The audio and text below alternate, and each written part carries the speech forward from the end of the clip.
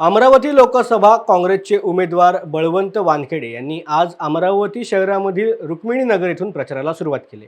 या प्रचार रॅलीमध्ये माजी मंत्री आमदार यशोमती ठाकूर यांच्यासह महाविकास आघाडीचे सर्व घटक पक्ष सुद्धा उपस्थित होते। अमरावती जिल्ह्यामधील बेरोजगारीचे प्रश्न व शेतकऱ्यांचे प्रश्न तसेच आदिवासी भागामधील सामान्य नागरिकांच्या प्रश्नांसारखे अनेक प्रश्न आम्ही मार्गी लावण्याचा पुरेपूर प्रयत्न करू असं प्रतिपादन यावेळेला आमदार बळवंत वानखेडे यांनी माध्यमांशी बोलताना व्यक्त केले।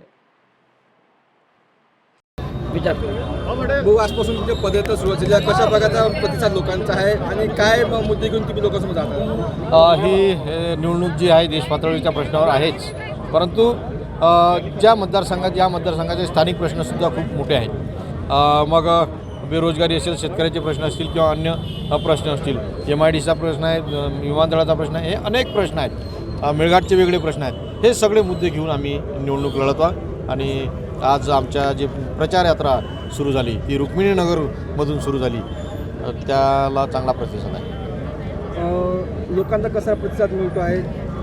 अतिशय उत्स्फूर्त असा प्रतिसाद आहे। लोक स्वतःहून तयार आहेत आणि जे काही आता तुम्ही पाहत असाल या रॅलीत लोक स्वतःहून भेटून आम्हाला नमस्कार करत आहेत, आम्हाला सपोर्ट करत आहेत। आम्ही तुमच्यासोबत आहोत हे प्रत्येक माणूस गावी देत आहे। ठीक आहे, बहुत